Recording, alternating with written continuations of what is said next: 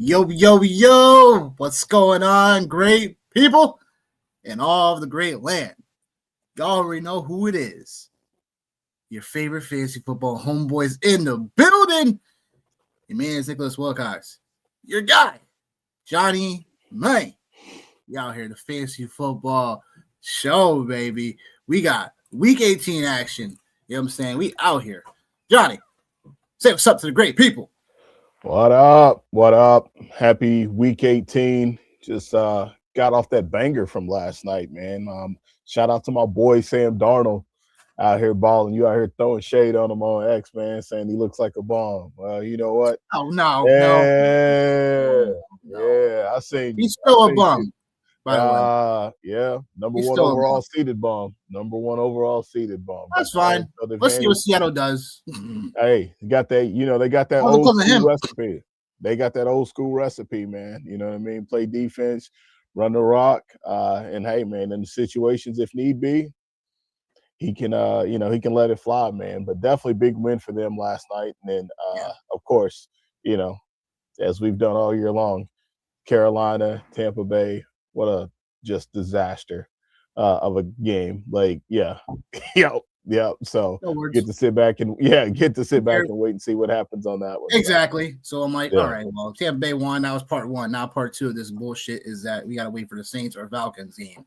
Really? On week 18, we have to wait for a Saints or Falcons outcome. Predict this division. Like, Week 18, folks. Week 18. Welcome to the show. Final run in. Week 18. Yep. Ridiculous. Darnold throws for no touchdowns last night and they still win. It's just like, oh my gosh. But no, like Seattle defense really shut them down as we somewhat predicted that was gonna happen. Because San Fran, like, don't get me wrong, they were hot, but man, McCaffrey shut down. That after no Trent Williams, like I was like, but you go back and look though, man. The teams that like they had. The Bears were the only respectable team that they had put points up on. And I think the Bears, it is what it is with them. I think that was a road game for the Bears. The Bears defense is just opportunistic. But a lot of those points that the 49ers had put up have been against subpar teams. And like we've seen it, man, one of the things is like these players and these teams that get on these heaters for 3+ weeks, man. It's kind of hard to keep it going after that because it still is the NFL. You know what I mean? So, but it was still a good game though, man. Definitely good to get a good meaningful game on Saturday night for sure. So, and like the 2-game slate too, man. Like not playing any DFS today just because there's just so many different variables, and I know they can be looked at in a couple of different. Yeah, it can be looked at in a couple different ways, right? I know it's out there, but just a lot of weird things, and I would rather just sit on my little acorns and get ready to go into next week. Nice. Sit on the acorns, man. Sit on the acorns and go into next week. But I did enjoy the 2-game slate last night just because everybody was playing. Like there was no nobody was pulling any punches or anything like that right there. So it was fun, man. I actually had a decent time. Guessing to see if players just gonna play one first half or not, like today. Or just not even playing, So just a lot of stuff. Totally, definitely agree. We out here to help y'all out, for the prop world. Got a few of those later today in the show, so stay tuned for that. But again, there's still some scenarios I gotta still get crystallized before the end of this week, so we got that, and of course, we cap everything off later Sunday night evening between the Ravens and Steelers. So that would definitely be a doozy as well. So without further ado, we'll kick things off game by game, starting with 2 games in the AFC South that could determine the division: the Colts and Texans, and the Titans and Jags. So the Colts, knowing that Nico Collins is now out for the Texans today, that was reported this morning. Colts are now at +10 instead of 10.5 at the moment. But the Texans, they have to win and then have to have the Jags lose in order for them to have the AFC South division. Notes for this game is obviously Riley Leonard starting for the Indianapolis Colts. No Philip Rivers. Obviously, he's pretty much going off into the sunset once again. Nice little throwback from the past, but that is over. But yeah, get the vaunted Texans defense, as we know in all season, to be a pain in everyone's quarterback sides. So yeah, I mean, look, plus 10 seems to be fine.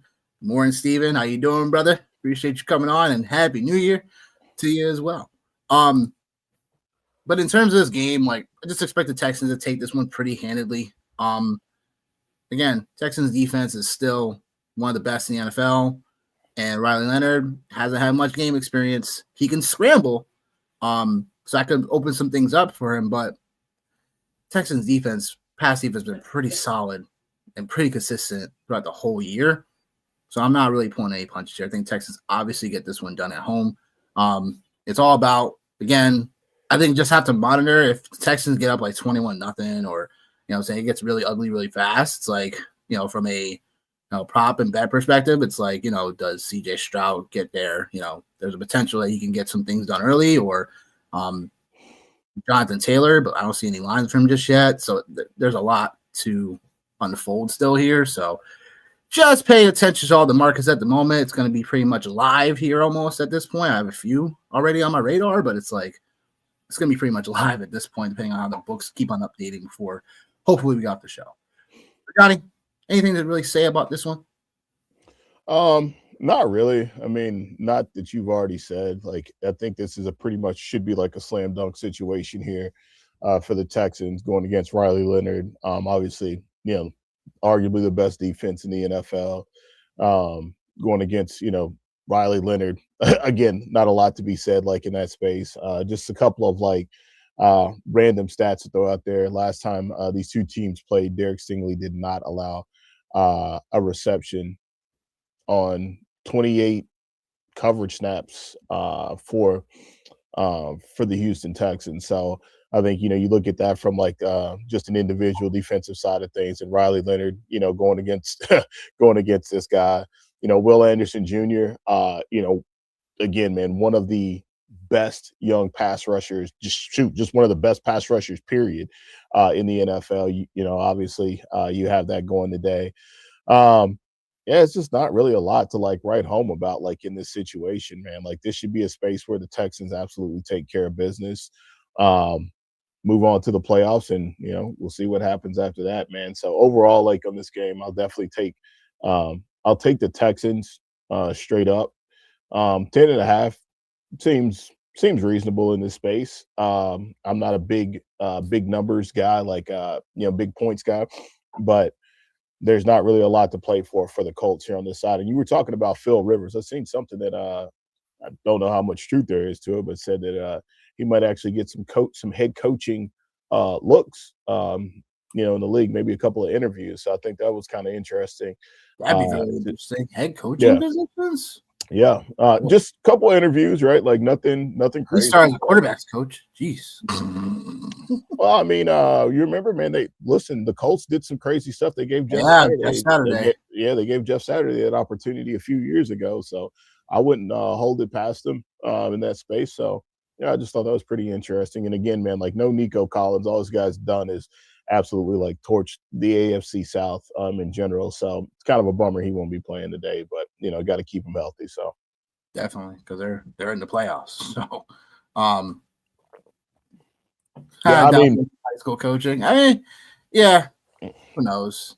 I mean, listen, man. I don't know. Listen, man. Phil Rivers got, man. He got to keep that. He got to keep that NFL insurance, man. With them 9-10 kids, man. You know what I mean?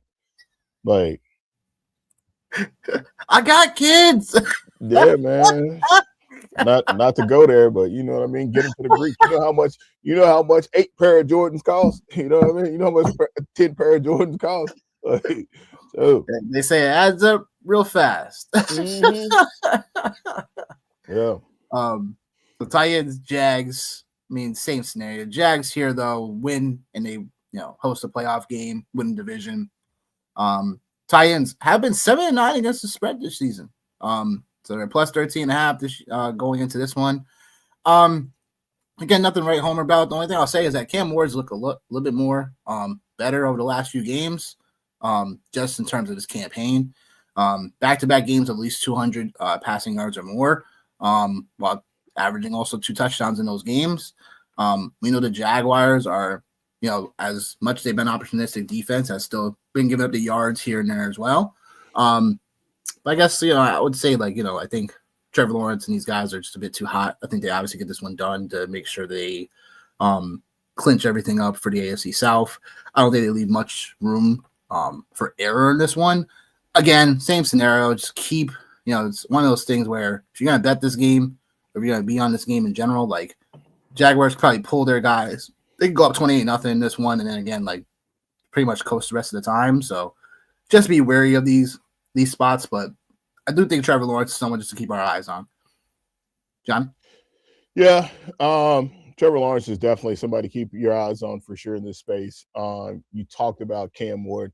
The only problem for Cam Ward is there's a guy that plays defensive line for the Jacksonville Jaguars named Josh Hines-Allen. So that could be a problem for him. And the other problem, just a little problem, could be a problem. And the other problem for him is that Dan Moore Jr. is his tackle. And Dan Moore has actually allowed the third highest pressure rate among left tackles in the NFL. Hashtag former Steeler. And Josh Allen has generated 76 pressures this season, which that's the fourth most in the NFL. So while Cam Ward has been playing a little bit better for sure, again, going up against this defense, having a situation like that definitely makes it tough. Although the other caveat as well is I always like to kind of throw this out there, Cam Ward on the road, for sure. That's the other thing. So yeah, man, there's that. And then just from a prop perspective, or even just talking about individual players, talk about your guy, Parker Washington, for a second. Over the last 2 weeks, there's only been 2 players that have had more yards. It's not because I like them. It's just because it's a stat. Don't get it twisted. Don't get it twisted. It's not because I like him. It's just because it's not. Good way to cover that one up, Johnny. No, it's not. Listen, you like Parker Washington. No, I really don't. But over the last 2 weeks, only Puka Nacua and Bijan Robinson have averaged more yards after the catch. So I thought that was just a pretty interesting stat. And what can that mean? That could mean that he catches the ball and breaks off a 70-yard run, and that's the end of it. But I just thought it was a good, just an interesting stat. If you're interested, in any type of prop with him or anything like that from the yardage side. Jags, yeah.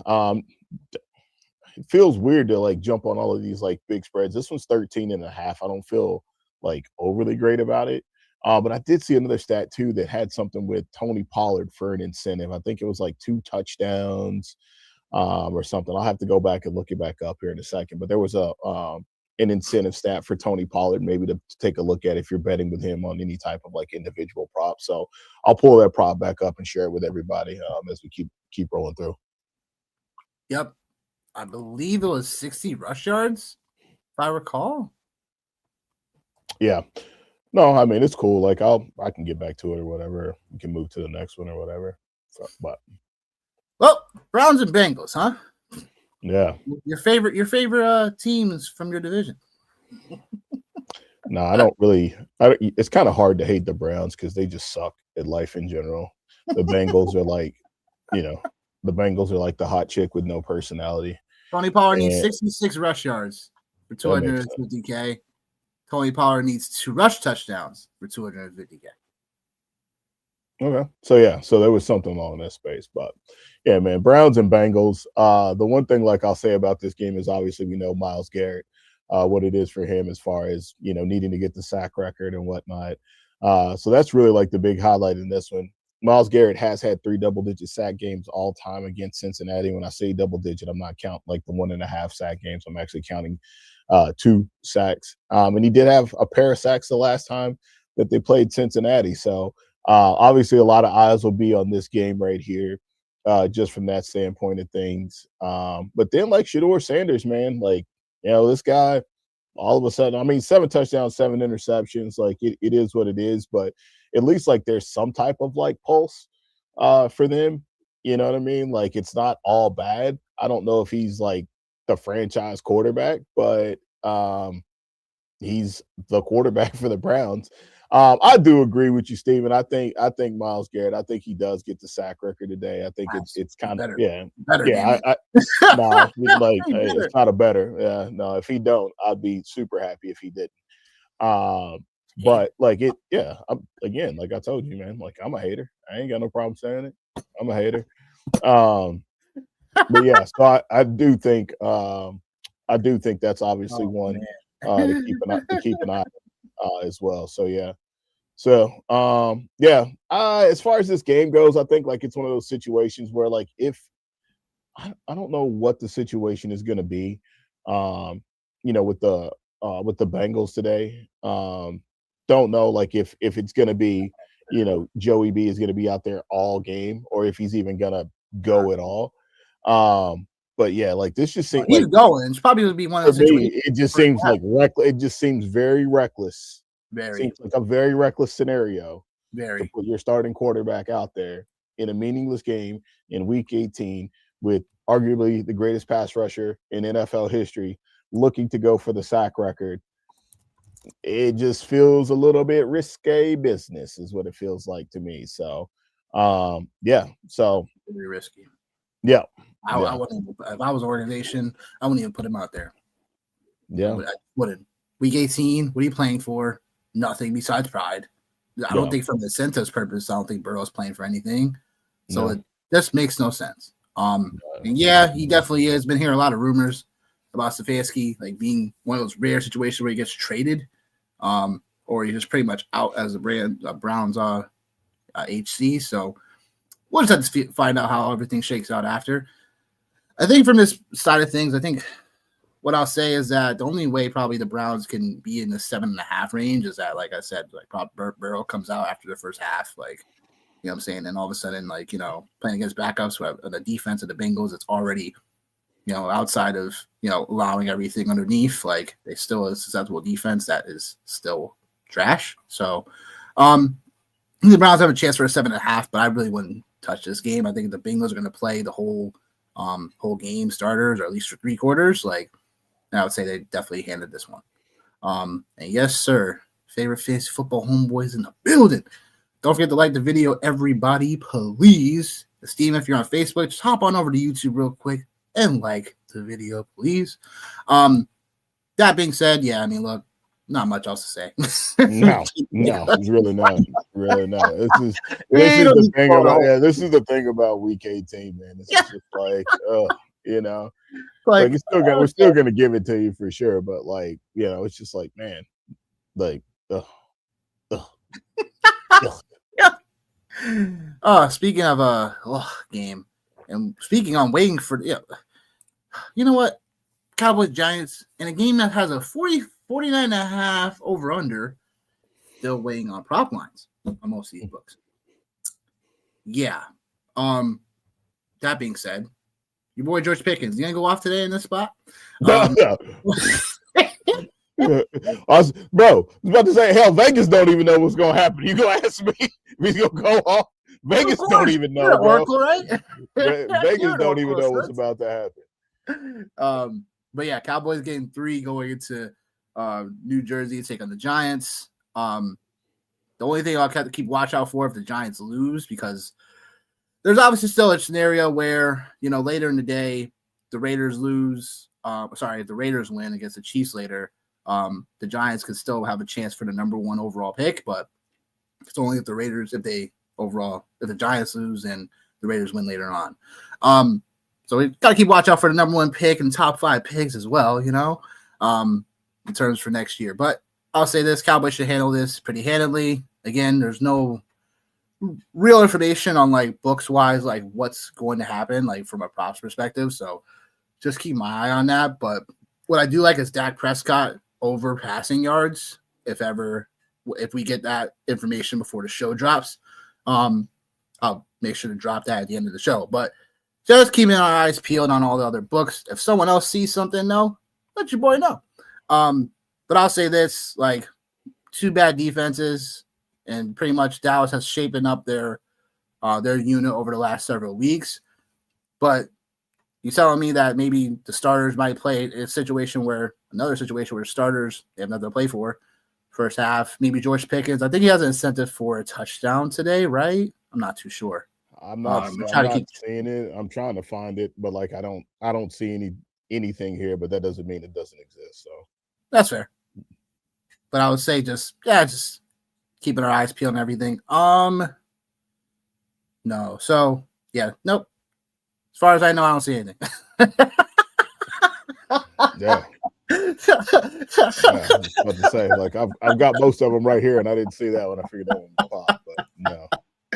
Oh man, so yeah. So I mean, Cowgirls should definitely win this one, but that's only if scenario that we think about is happening. So welcome to Week 18.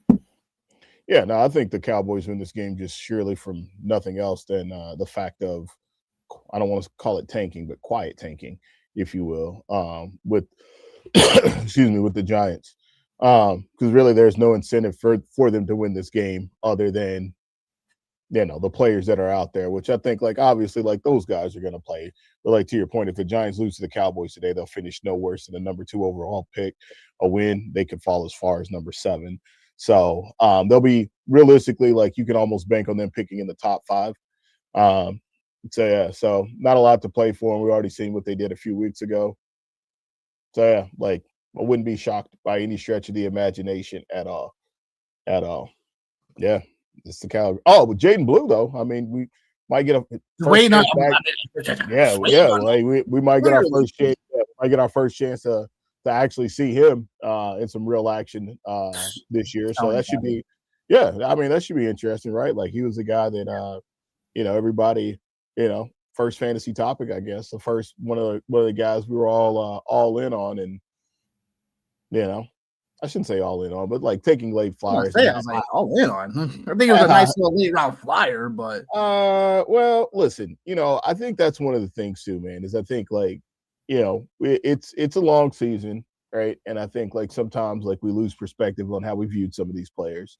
And Jaden Blue was definitely a guy that, people, I'm not going to say a lot, but I'm going to say people had high upside for, they had high hopes for, whether they drafted him, whether they, spent like a waiver wire claim on him, or whether they spent fab on him. So, like, it's not a fly-by-night situation. He was a guy that people did view as a late round flyer in some instances. And sometimes, like, with those players that are there, sometimes you kind of construct your rosters in a certain way. So I know there's definitely, at worst case scenario, there's some dynasty managers that are probably excited to see him. But again, like, he was a guy that a lot of people were pretty high on. So yeah, be interesting to see him out there today. Very true. Very true. Speaking of interesting, week 18, and check the scenario, right? Saints getting 3.5 going into Atlanta, right? Falcons win. Carolina, who lost yesterday, is in the postseason, hosting a playoff game at under 500 record. Yeah. Saints win. The Bucs are in. Same thing. Record under 500. Hosting a playoff game as the 4th seed. Over 43.5. What you got for us? What do I got? I think that, like, obviously, like, this is as good as a playoff game, man. Like, this is as good as a playoff game for sure. It really is, honestly, because you have two quarterbacks in 2 teams, right? Like, you have Raheem Morris, who is obviously trying to continue to keep this thing going, right? So hopefully he can still have a job. You have Kellen Moore, who looks like he's finally put something together. What was our homeboy's name that was on here for the draft process? George is the only person I know that actually said Tyler Shuck would actually be a thing. The only person I know. Like, yep. Only person we know, baby. Literally the only person I know. And I'm like sitting here, like, the last couple of weeks, I've been thinking about George, obviously, because, John Morant and the Grizzlies is another story for another time. But, like, sitting there thinking about, George and him talking about Tyler Shuck. And I remember going, what? Tyler Shuck? Mm-hmm. What? And, like, so far, man, like, has not been bad. It hasn't. I don't know if he's the guy like long term, but like, wow, man, like who would have thought that would have been the call to make in that space? But shout out to him. And then, you talk about Kirk Cousins, man, like Kirk Cousins, God, like listen, man, he's kept them alive. Like they're alive. You know what I mean? In this weird space, like right now, this is crazy. So Kirk Cousins right now, 9 touchdowns, 4 interceptions. Michael Penix, 9 touchdowns, 3 interceptions. Michael Penix QB rating, 88.5. Kirk Cousins QB rating, 86.8. Like Kirk Cousins completion percentage, 62. Michael Penix, 60. Like who have they beat? They beat the Buccaneers, who very arguably could be a playoff team. The Cardinals is whatever. And then the upset on Monday Night Football against the Rams with Bijan Robinson going absolutely nuclear, winning people fantasy championships. Look at him. Like, yo, like, and look like, yeah, like, so I needed from Bijan Robinson. I needed like 30 something points from him. Got me 42 and a champion. Yo, like, I do think, right, like, gotta be, and then you got Kyle Pitts, man, right? Like this is probably his last game in Atlanta as he gets ready to hit the free agency market in the offseason, right? So depending on if he gets out there and he plays, like waiting on the official injury report, but like if he gets out there and plays, this could be his last game there. Drake London, man, they probably just need to sit that guy down, man, because he's clearly like not healthy. But then you look over at the other side too for the Saints, man. Like the Saints, like no Chris Olave, man, with the blood clot in his lung, which is like definitely glad that like they found that sooner than later, man, because that could have been like obviously like really bad. As he was putting together like a really great season, like we've talked about or have been about the last few weeks. So ironically enough, man, like the Saints have won 4 in a row, the Falcons have won 3 in a row, and like they get to dictate who goes and wins the NFC South division. Like this is classic NFC South drama is what this is. It's classic because I was pretty it's classic NFC South drama, man. So who do I think wins this game? Oh man, I think I'm gonna ride with the Falcons in this space, man. I think I'm gonna ride with them. Like I talked about James Pierce on Monday night too, in the Falcons defensive line. Like they're good, man. Like they really are good, and like they definitely are building some things. They're much better at home too. So they're much better at home, but I think like right, it's just like with anything. Like they're a younger defense. Like the season has progressed again. Like we're talking about it, man. Like ironically enough, 2 of the hottest football teams in the league. Like, yeah. So, I'll take that right there for sure. I'll take the Falcons, man. Okay, I'm with you as well. Saints could potentially cover the 3.5, but they could.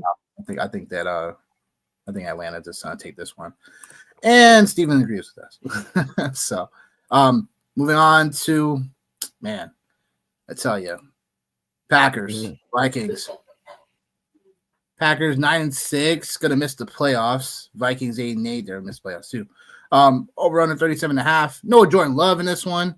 We're expecting Malik Willis to still start. No, he's not. He's definitely out, isn't he? Yeah, he's not. He's not starting. No, it's Clayton Tune is getting a run today. Yeah, I was gonna say, wait, I thought he was gonna start. No, Clayton Tune's getting the run today. Who? Former Arizona Cardinal quarterback. Yeah, it's gross. It's gross out there. Who? But you know, there's only pretty much. I always see the Vikings lines out for the moment, so that tells you everything. But look, Vikings. Packers getting plus 12.5 going into Minnesota, and 37.5 the over under. Yep, Clayton Tune started at quarterback, played in Arizona, looked like a pop gun quarterback, probably still is. Who knows? Vikings gonna have pretty much all their weapons there. I mean, I expect them to still go all out. No Aaron Jones today, right? Man, no. Listen, it's bare bones there in Minnesota. I do think I think he is suiting up. I'm pretty He's sure suiting he's. up. But like other than that, man, like we'll have to wait and see about Aaron Jones. I think all things are pointing in the opposite direction for him. So that's something that like yeah, not that it like makes a difference like one way or the other, but actually like a crazy storyline actually as we're kind of just ranting through some of this stuff. Crazy storyline. Brian Flores, I don't know if you've seen the interview with him, but it definitely feels like this might be the end of the road for him too. As defensive coordinator for the Minnesota Vikings. So he deserves that position, though. That's why. Yeah, he does. But I think like we all know the name of the game. And we'll be interested to see how it shakes. Yeah. I mean, yep, sounds about right. But I'm hopeful that he gets a head coaching position. Like he should have had one in my opinion. But I mean, like, well, after the Miami Dolphins situation, right? Like after the Miami Dolphins situation, like nobody wanted to pick him up, so the Steelers take him in as a linebackers coach and a special assistant. Then he does rehab his value. Yep. Then he does get a defensive coordinator position with the Minnesota Vikings. Yep. So like, yeah, like should he be a head coach? Yeah, probably so. Will he get that opportunity going into next season? Who knows? You look around the league, right? And like the situations that are probably going to be open, right? Like you're talking about probably Vegas, from all indications, potentially a Cleveland, maybe in Arizona. Just to kind of just go off and name a few. I don't want to say random spots, but just it seems like pretty evident. Maybe even a Miami, which obviously like that ain't gonna happen, right? So yeah, it'll be interesting to see like if it does materialize, but I hope it does, but I have a hard time seeing it shake out like that for him. So maybe, a high-end defensive coordinator that might be on the market, but otherwise, man, than that, like Justin Jefferson, talking about like just kind of where things are at. Last year, I think he ended the year as wide receiver 2. This year, he's currently wide receiver 28. So it's that's pretty rough. Josh Jacobs, obviously, like the entire Packers situation, right? Like we gotta like neither one of those guys are gonna play. So the Packers just gotta, like this is definitely not a space for them to be going out and running out any players for sure. So no, it shouldn't be. If anything, like I can see backups by the time the third quarter starts here too. Oh no, it's all backups. Like Christian Watson, like put that guy in some bubble wrap. Like just don't do it. Like there's nothing. There's no reason. Put this guy in bubble wrap. I love it. Yeah, shit, he's your best wide receiver at this point, man. So it's like, don't run the risk, man. Do not run the risk. Holy seriously, smokes. Just don't. Just don't. I think, let's take the Vikings. I'll just take the Vikings. Sure. Whatever. Sure. Jets, Bills. Start of the 4:00 games. The only thing really to watch out for here is basically like a seeding perspective for Buffalo. So I do think that they are if they lose, they're definitely the 7 seed. So definitely keep our eyes peeled on that. Obviously there's no chance for them at the 1 seed today.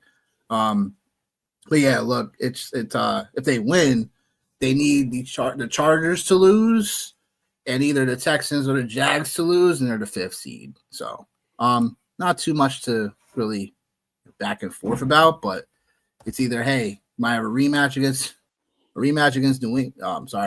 You might have to go against Denver. Good Lord. You have to go against New England at some point if they don't get the 1 seed, or maybe whoever doesn't get the 1 seed probably face off against potentially. So I don't know. We'll see how it all shakes out, but they got to win first. And against the lowly Jets, I think it's very possible that they do so. So hoping the Jets they lose so we can get a nice little top 3 pick at least. Josh Allen, I know, is coming in hampered, so we'll just have to find out how that all shakes out. But he didn't look even that great last quarter and a half we saw him last against the Eagles. So they just got enough muster to get the game very close. And then Josh Allen just misses Khalil Shakir in the end zone, like literally. So I don't know if that was because of the injury or really just because they had a miscommunication, like whatever. I said it before. I'll say it again, and I'll probably say it one more time for the playoffs. All pressure's on Buffalo. I don't care if they're not a 1 seed or a 2 seed. I do not care. If they do not go out and handle business, I just don't want to hear any more about this Buffalo talk to the Super Bowl. Josh Allen, this miracle quarterback, I just don't want to hear any more of it. Let's just say that. We'll hear more of it, but I don't really want to hear it in any conversations for like 6 months.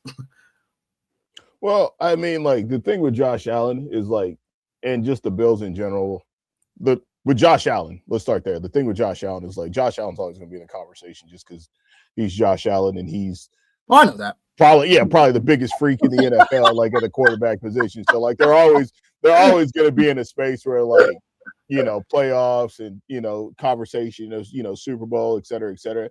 I think like, right, they tried a formula to see if it would work. And the formula they tried was, the sum being greater than the parts, like meaning just like, hey, like we're going to just get like a bunch of guys at receiver and we're going to see if this works. I don't feel like it's working. Don't feel like it's working. And I don't feel like it's really working for him. It's definitely not working, Doc. I mean, but right, like there's still time, right? Like, I mean, it's week 18. It's week 18. So we can't say it doesn't work until like, everything is over with and they lose. Like, that's really it. So I think like for Buffalo, like just a different perspective, like, right, like they tried like the Keon Coleman, project that looks like that's went up in smoke. Like, so it doesn't look like that's the move. Like they tried everything last year. They tried to bring in Amari Cooper, right? Like that didn't work. They brought in, Josh Palmer, like that didn't, like that's not working. Like Khalil Shakir, like it seems like he's, just a guy, like, a wide receiver. Like it is what it is. Dalton Kincaid has actually been really good for the 38% of the time he's been on the field, right? So I just think like that's what it is, and it's James Cook. It's James Cook. Like James Cook. It seems like James Cook, like when the man was holding out and said, "Pay me," I cannot imagine the Buffalo Bills right now without James Cook. Like it would be insane to think about this team without James Cook. And then like when you talk about like what's at stake today, from a prop perspective, Khalil Shakir, $150,000 if he gets to 5 touchdowns. He's currently at 4, $300,000 if he gets to 6. So a little touchdown incentive for him. Same thing with Dawson Knox. He should get to his 400 yards receiving. He's at 393, but he also gets an extra $100K. If he gets to 4 touchdowns and $150K if he gets to 6. So don't know if he's necessarily going to go and break the slate like in that space. A couple other defensive incentives as well. Really just Joey Bosa and Daquan Jones. Those are a couple other incentives as well regarding around sacks. So like just if you're looking at like some props and things like that right there and looking from the incentive side of things, those are some directions to go. I think this is a no-brainer. The Bills absolutely crush in this space.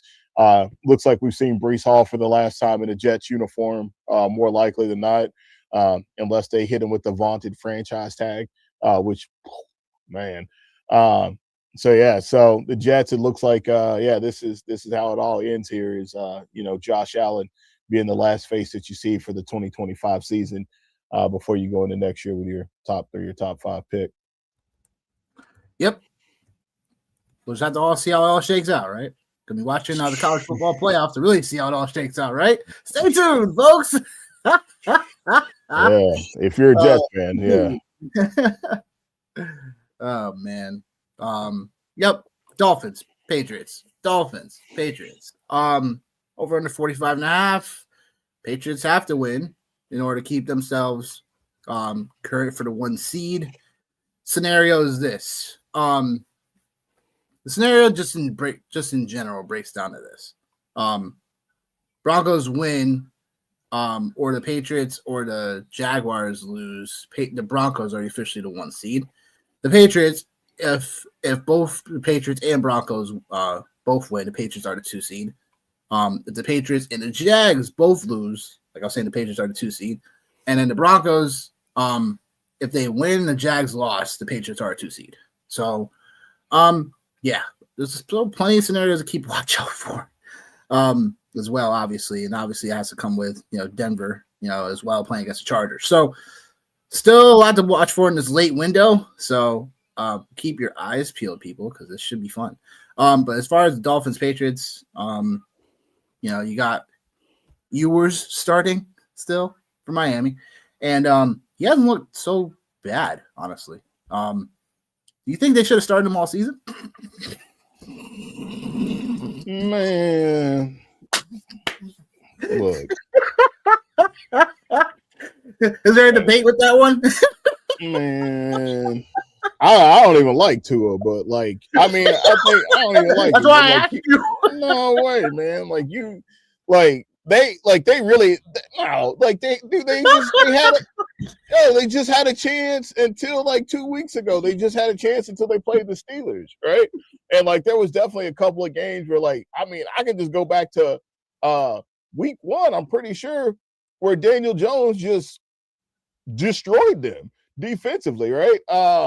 So I mean, with those guys, man, it's they are just another version of the Cincinnati Bengals for me with a worse quarterback. Defense sucks. It's not sexy at all. For sure. Offensively, actually, yeah, pretty sure no Jalen Waddle today. No Devon Achane today. So obviously shutting those guys down. So that's smart money. Bradley Chubb's got an incentive, some incentives as far as sacks. Yeah, definitely no Tua today. This is what it is, right? It's hey man, let's just pack it up. Let's go into next season. Let's get us a new head coach. Let's be smart. Yeah, let's be smart. Yeah, for sure. Because I think for them, if you look at it, it looks like, man, this AFC East is loading up to be one of the better divisions in football. And for as funny as I am, or as funny as we are about the Dolphins or whatever, doesn't look like they're too far off, man. They're a few players away, for sure. And I think quarterback is definitely the next position they have to address in some capacity or some respect, right? So yeah, we'll see how it goes, but it looks like Drake May looks like he's getting ready to lock up his MVP. And then you got I've been waiting for this one. Then you got the Boston Strangler, Stephon Diggs. Yeah, been waiting for that one. 8 catches gets him $500K. He's at 82. 100 receptions for the year, which again he's at 82, gets him another $500K. Which I think obviously both are in the realm of possibility for him. Yardage wise, he's at 970, and there's a couple of kickers for each 100 yards that he gets to for $500K. So there's definitely some money to be made for Steph Diggs today. Hunter Henry, he needs 5 catches for $250K and 10 catches for another $250K. So I think obviously there's definitely something to be said there in that space for both of those guys from an incentive standpoint. Drake May, he's probably going to go out here and probably going to win the MVP. So yeah, this is a slam dunk here. This is Patriots all day long and twice on Sunday today, for sure. Yeah, this could be a spot where could totally just see New England just, put it all on the gas first half, and then just, making sure they're up 28 something, whatever, 21 set, whatever, and then just coasting the rest of the way. This is totally a spot where I could see the Patriots just handling business early. I'm really just trying to find an angle if Miami can hang at all. I doubt it though. So yeah, but good things have happened because football is going to football. But it's safe to say the Patriots should win this one. Absolutely. Chargers Broncos, which should be a bit more interesting. Plus 14 for the Chargers. Over 37.5. Oh, there it goes. What I'll say, I guess, in this one is it's not as there's still a lot to play for the Chargers. Like I said, from a seeding perspective earlier. And then this is a division game, so as well, obviously, the other one is. But in terms of how both teams still have to have something to fight for, it's something where you still have to pay attention to. as to if everything is going to shake out correctly. So for the Chargers, same scenario. I don't think they want to be the 7th seed. So they overall just have to win in order to avoid that situation. They can finish as high. They can finish as high as the 5 seed, just like Buffalo. So it just remains to be seen, how everything else will shake out. But the Chargers aren't going to be a team that kind of just, shuts it down. I know there's no Herbert today, so we'll see how Trey Lance operates. But I don't think just because I do think the line should be a bit more to the 10 versus the 14. I know Denver's defense really on par, really been great all year, but it's something where I think there's something about also a team that, they're still fighting for seeding. It's not like if they didn't care about it, they would have probably just shut down everybody. So I'm just still watching for other lines to find out who's playing and whatnot, because it doesn't seem like it seems like lines are still fluctuating, at least for player props. But call me crazy, but take the Chargers plus 14. I still think that depending on if I get news that like obviously other players aren't playing, like Hampton I know is already out, but as far as the receivers go, if they start funneling in, like okay, like maybe Denver's kind of shellac them. But I think Denver, they know what's at stake. They win, number 1 seed. So Denver for the win. I think the Chargers for plus 14 is a bit sharp. So what you saying? Yeah. I don't know, man. Like I think I'm not gonna overcomplicate it. Like I'm just gonna play. I'm gonna play with. Gonna have Denver is what I'm gonna go with, man. Like I'm not gonna like overcomplicate it, right? I think this is just what it is. San Diego, the Los Angeles Chargers. Nice. Yeah, I know. First time all year that's happened. I love it, yo. I love when we do that because you already know that's like ingrained from childhood. Like I've been like in this like thing where like I've been like LaDainian Tomlinson, like I've been working on some stuff and I've been just like locked in on LaDainian Tomlinson. And anyway, the Broncos, I think like that's definitely the play. Trey Lance, and then you have the Keenan Allen like incentive. I think like this is a real good test for Trey Lance here, going against the Broncos at home, right? Like this is a really good test. Not a lot of players. Dre Greenlaw is actually out.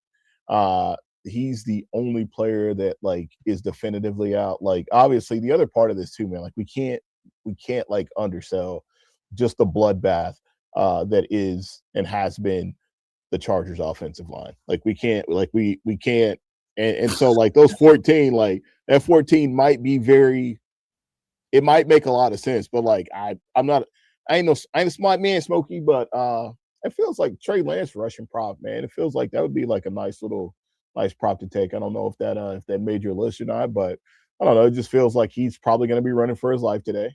It just feels like it. So yeah, but Keenan Allen, yeah, he's got. The only reason why I didn't take it was because Denver has really shut down running quarterbacks this year. So that's where I think their defense is a bit too athletic. Like even going back to when they played Justin Fields and stuff like that, it's like they shut him down. So that's why they didn't make my list. That's why Trey Lance didn't make my list. But no, that's fair. It's totally possible to do it live if you want to do that. So yeah, I mean, like just kind of just a gut feeling, just because, right? Like, like they're crazy athletic, but I think too, like Harbaugh having the opportunity to kind of scheme up for some things, and that's one of his number one assets is his athleticism. So we'll see. But yeah, I'll take the Broncos straight up in this space. And I'm not gonna mess with the 14. Actually, you know what? Yeah, no, I'm not going to. I'm not gonna mess with it for sure. Because I do think the Chargers defense, like they'll still show up to play today for sure. So and I don't know if I got to the Keenan Allen incentives. I can't remember. It was 6 catches I think he needs too. He's got an incentive for 2 touchdowns as well. He's got the 6 catches. Yeah.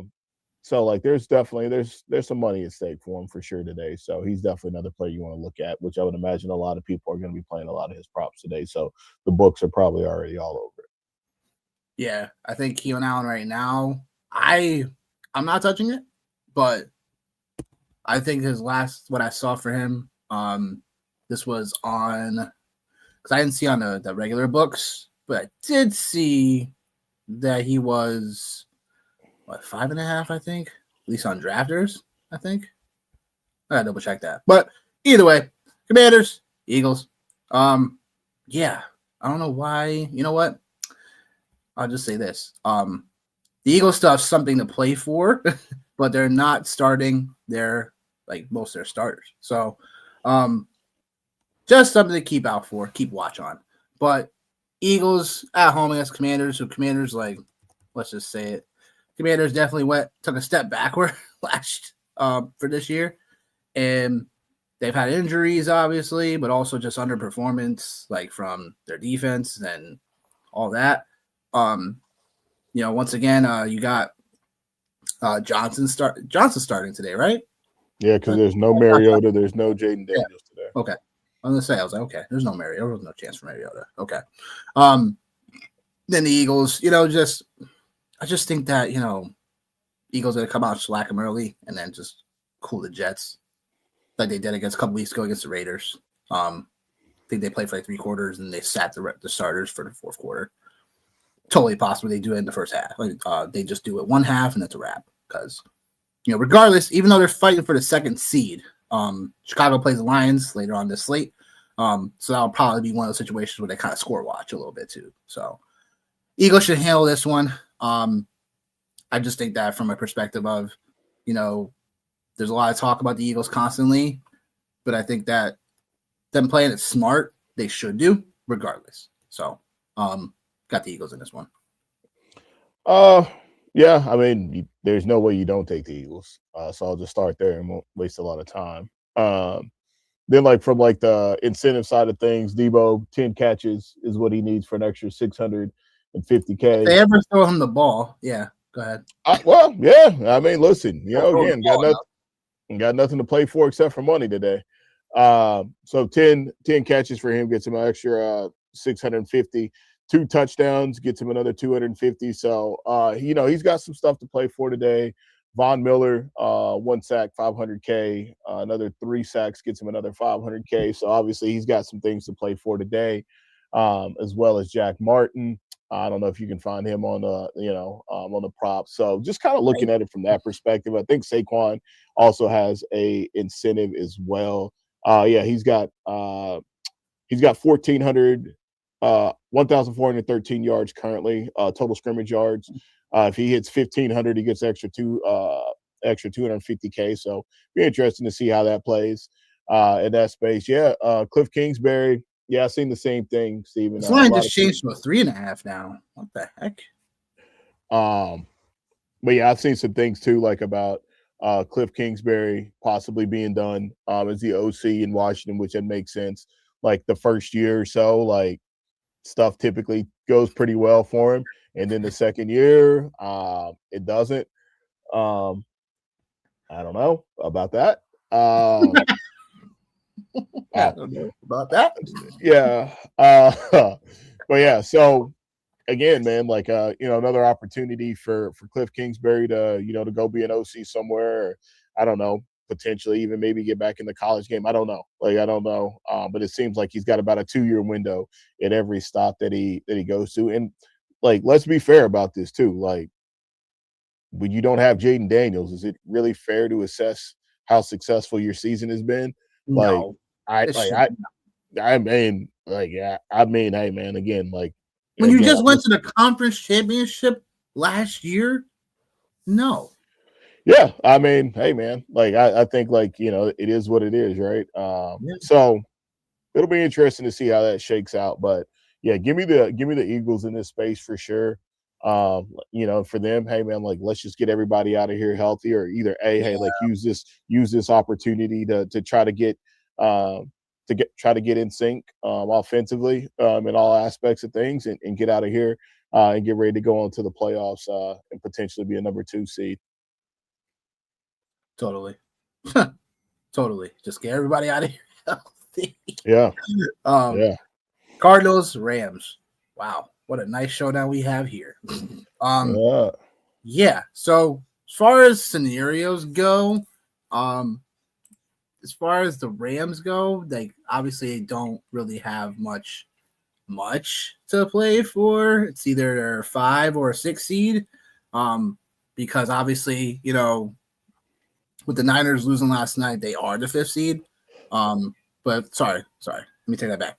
If the Rams lose or tie today, imagine that.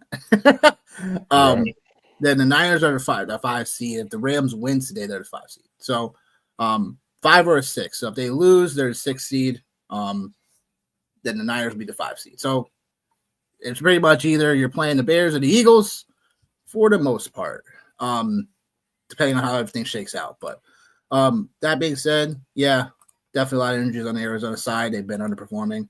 But I would definitely take the Rams. Do I take the plus 14 though? No. As much as I like Brissett in this offense, Arizona, it's a situation where it's a backdoor cover. Because it's a situation if the Rams don't come out, you know, blazing, then yeah, this could be a backdoor scenario. So just play this one live, I would say, if you're gonna do it. Because that would make more sense. Yeah, I'm just taking the Rams, man. I feel comfortable taking the Rams in the points in this situation just because, like, I think like it's business. This is business right here. Like, this is absolutely what it is. Like, now they're in an underdog. Yeah, like, I mean, cause shit. I mean, what, 3 weeks ago, man? Like, they were heralded as the favorites to win the Super Bowl, and now like they're currently the number 6 seed or 5 seed, or could end as the 5 or 6 seed. Like, we're getting some inactives actually to just kind of roll through, man. London's active. Pitts. We have active. Injury news. We have breaking news. Pitts is active. Mooney's active. Inactives: Aaron Jones, T.J. Hawkinson, Nico Collins, Nick Chubb, obviously Phil Rivers, Dontavion Wicks, just a few, just kind of bring people up to speed. Obviously, as they start rolling through here, we'll fire them out. But yeah, I think this is just a space where the Rams, man, like this is business, dude. Like, especially after seeing last night and seeing what the NFC West has to offer, like, this is all gas, no brakes for McVay and crew, for sure, man. So I'll take the Rams. I'll take the points. And obviously, like, it goes without saying, like, fantasy sweethearts, fantasy darlings, Trey McBride, Michael Wilson. I guess really a good question to ask is, like, do we see potentially Marvin Harrison Jr. being in that Michael Wilson spot? If he was healthy, do we think that, like, it would have been Marvin Harrison Jr. would have been the guy that, like, got all of this love versus Michael Wilson, or would Marvin Harrison Jr. still have been on the outs? It's an interesting question to ask. Yeah. I guess what I would say is, like, they would just eat into each other's workload based on what we saw several weeks ago with Marvin Harrison Jr. back in the fold.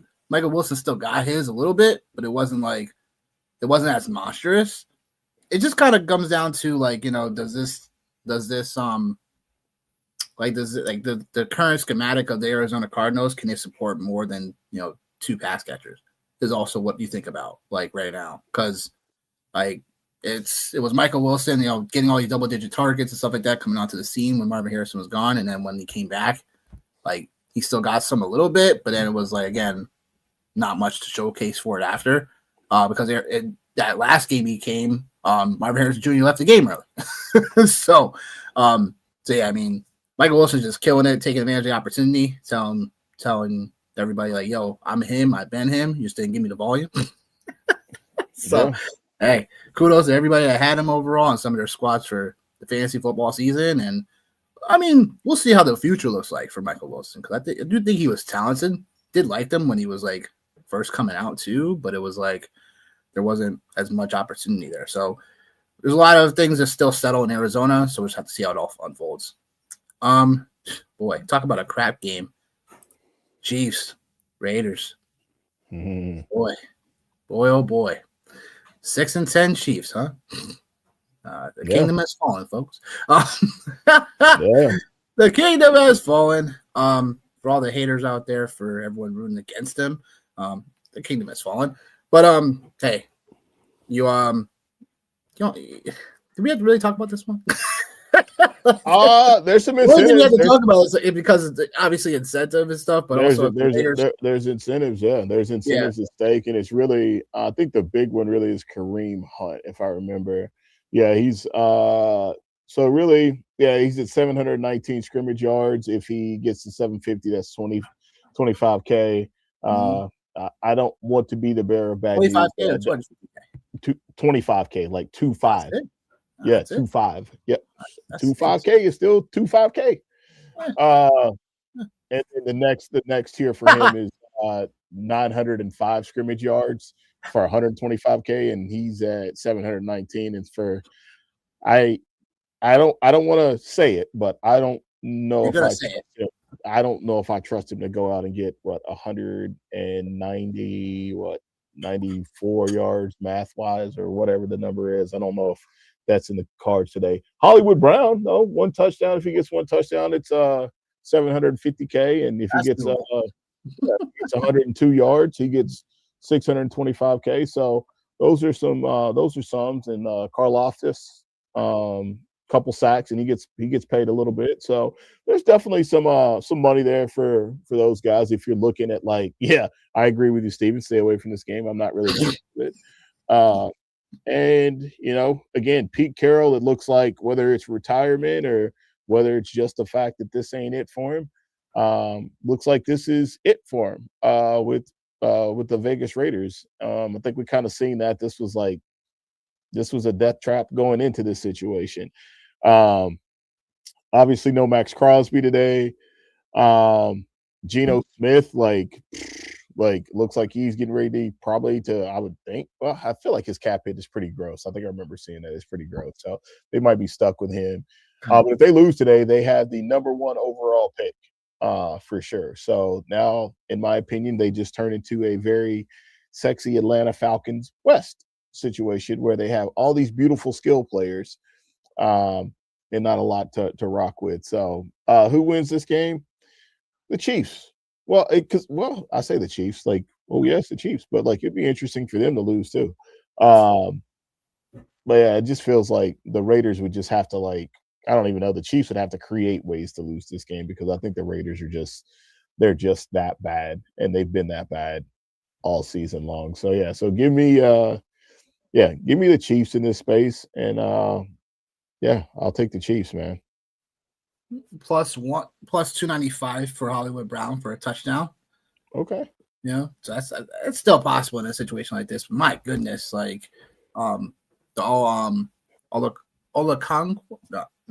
You mean Patrick Mahomes Jr.? Did you see that press conference? Oh God. Literally sounds just like him. I was like, at first I thought it was like an AI joint. I was like, this is pretty funny, man. And then I was like, no, that actually is how he talks. What he sounds like. I'm like, what? Oh my God, what's going on here? Oh my God, is he gonna tear his ACL today too? Gee Louise. Oh man, I ain't gonna put that out there on him. I'm not gonna put it up. It's just, I don't know. It's very strange. I mean, shit, the Chiefs did lose to the Titans, man. So, what did I say? They did. So, so yeah, yeah. Well, and it would be the most Raider-esque thing as well for them. How many? We've seen teams do this too.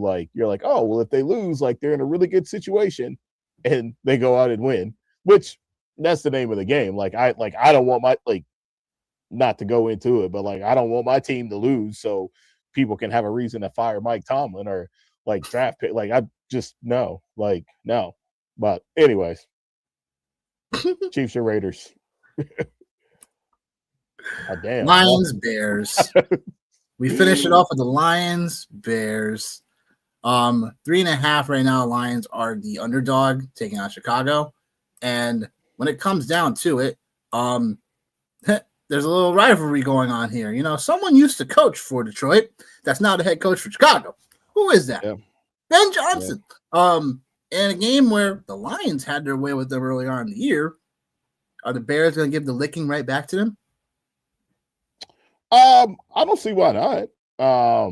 I really don't. I think the Bears right now, Caleb Williams needs 270 passing yards today to be the first ever Bears quarterback to throw for 4,000 yards. Said it before, say it again. Caleb Williams fan. So yeah, like I think there's that, and then like just as far as like the playoff scenarios goes, like it's obviously an opportunity for the Bears to lock into a number 2 seed with a win today. Yeah, he gets 4,000 today. Like I don't think there's any question about that. And then there's just like a lot of like weird and random things, but also too, man, the Bears and the Lions in the past have done a really good job at playing spoiler at the end of the season. Like they've done a really good job, and like if anything, I will say Dan Campbell, he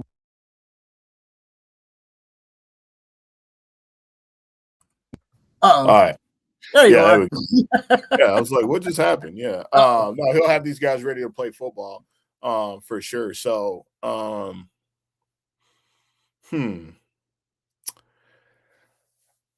gonna roll with the Bears, man. I'm gonna stay with the Bears for sure. Like I'm not gonna get off the bandwagon now as much as I want to, and then like this could be the end for Montgomery and Jahmyr Gibbs too together, like as a unit. Like there's a lot of like really weird things and like just that have like flown under the radar until like week 18, and it's like, oh yeah, well now the Lions aren't gonna make the playoffs. Like everybody's like preseason super sexy pick to get in. Offensive coordinators do matter. It does matter who's calling plays. Yeah, right. It does matter. Does that? And then Jared Goff, where do you go now with Jared Goff, man? Like, is this the move where it looks like this trade, like it looked like it was, and it's still, I'll say it's still early, but it's like, all right, well, the Rams have won a Super Bowl, have the potential to go back and win another one. Matt Stafford was in the MVP conversation. So like, I think there's just like a lot of moving parts, man, like for it, like overall. But yeah, I think I'm going to hang out with the Bears in this space, man, and just continue to roll with Caleb Williams and not get off the bandwagon. Because even no matter what, they're going to be the number 3 seed. But they definitely got to play better defensively than they did on Sunday night of last week, for sure. If they just did a little bit better defensively, like yeah. I mean, look, they had a pick 6 early in that game. Yeah. Like first or second play of the game, like big 6, first series anyway. Yeah, so I don't know. Just that was definitely a good game between the Bears and the Niners because it really came down to the last minute of the game. So yeah, but we move on. When it comes down to it, I think the Lions are gonna play spoiler. I think they're gonna win this game. I think that Detroit, they have to take out their frustration on somebody, and who better to take it out on than a former overall colleague of yours. So I think the Lions can definitely take this one. They have all the pieces to do it.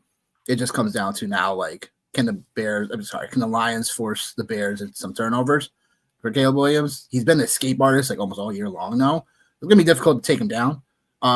I think the key thing will be the Bears running game, because they've been a nice 1-2 punch between Monangai and Swift, between who's going to be able to establish that more and then keep Caleb Williams in this Bears offense consistent, moving the chains. But I think I'm just going to take the Lions just for the upset. I think that they're still a really solid team. Unfortunately, not making the playoffs, but I think that they have a lot still to not only play for a pride perspective, but also just to play spoiler. So there's that. But yep, that pretty much breaks down all the games. Just feels like we're ending earlier and earlier. I know, right? We're ending earlier and earlier. But I'll say this. We go to the next prop shop where we are 59% because of yesterday's 2-5 prop record. Not very fun.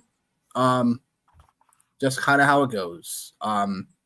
Rico Dow doesn't get showcased at all via the pass. Godwin doesn't get anything till like the fourth quarter. I guess it had something to do with that late illness that we saw after air. So that was unfortunate. And then late cap game didn't go off as planned. Like I said, Darnold is scrub ass, doesn't throw for any passing touchdowns. Caffrey gets shut down, and but Charbonnet was, if you played him on DFS like I did last night, he won you some decent money. If you had a banger lineup. But we move on, right? We don't have a core 4 today just because of all the craziness happening. So I'm just gonna give you guys my straight up overall bets for today. First one, I got Jared Goff over 256.5 passing yards. Jared Goff has just been a professional. I just expect everything to get. I expect for Jared Goff to rise to this occasion one more time against, again, a former division foe and a chance to play spoiler, and a season where Detroit has been, up but then also down. Jared Goff has been somewhat consistent. He has a chance to get to 4,500 passing yards in this one, especially this line. So I think that's definitely within the cards and a competitive, hopefully back and forth matchup. Same thing. I got David Montgomery over 30 rush yards. This line feels for Montgomery still a bit too low for how Detroit still deploys him. He still has opportunities to carry the rock. It's not like he has, dwindled down his workload per se. So it's just something to keep our eyes on. But I'd say, David Montgomery, this line is just a bit too low for him for 30-plus rush yards. Jamar Chase, 80-plus receiving yards. It's Jamar Chase. It's Burrow. You already know what it is. Burrow's going to get Chase the ball. And that's all I got to say about that one. Trevor Lawrence, 250 pass yards or more. He could hit this first half. So I do expect that to happen. The Titans still a bottom 5 pass funnel defense that plays a lot of shell coverages. So it's something where Trevor Lawrence can easily hit this. He's been on a heater, obviously, both passing and rushing. So I think Trevor Lawrence in a spot where they have to win should keep throwing the football. Your boy BTJ, over 41.5 receiving yards. I think this line for BTJ is a little too low. I know Parker Washington is also in the cards because, everyone likes some little Parker Washington, right? Right? Right, Johnny? No? What I'll say is that I think BTJ was definitely someone that was overdrafted. I was telling people that he was going to be overdrafted, and that's just kind of how it shook out. So, that being said, I think 41.5 in a spot where I think Brian Thomas Jr. or BTJ can hit this pretty easily in the first half. But I got my boy Parker Washington on this list too, over 3.5 catches. When Brian Thomas is not there or when Jacoby Myers isn't there, Parker Washington is. So I think 3.5 catches is more than doable for Parker Washington in the spot where he's been hot. And again, the Jaguars need to win, so they need to keep it up. 80-plus rushing yards for Bijan Robinson, everyone's favorite son, Bijan Robinson. Got to get me a Bijan Robinson jersey now for sure, along with Devon Achane jersey. Got to add to this collection here. But what I'll say is that the Saints are still very susceptible to the run. Bijan Robinson was 10 yards short of this the last time they played. But I expect Bijan Robinson, because of Drake London still being somewhat hampered, and even though Kyle Pitts is playing, it's like, who else do they have outside of Bijan Robinson? And, oh, God, Tyler Algier, baby. But we're not going to curse that. Bijan Robinson going to hit this line pretty easily. Stephon Diggs, over 4.5 catches. Line's pretty juiced at the moment, so if you want to go over 5.5, I don't mind that at all. We talked about the incentive earlier with Stephon Diggs, and I think there's a spot where him and Hunter Henry could have it could be either one, it could be both of them. But I think, like we talked about earlier, I think the Patriots come out, and this is a first half team total. I do think that the Patriots come out and they overall shellac early. To the point where, like I said, I'm going to take the Patriots over their team total over 14.5. That's on DraftKings. I just think they come out and shellac. The Patriots have done that before. They just put their, pedal to the metal, and they just overall go out there and score. So Drake May, I mean, look, last time we saw Drake May, he absolutely looked phenomenal, and he pretty much did he score 35 in the first half? I think the Patriots scored 35 in the first half of last week, I think. Mike, can you correct me on that? I thought they definitely did. Oh, no. Yeah, they scored 35 in the first half last week against the lowly Jets.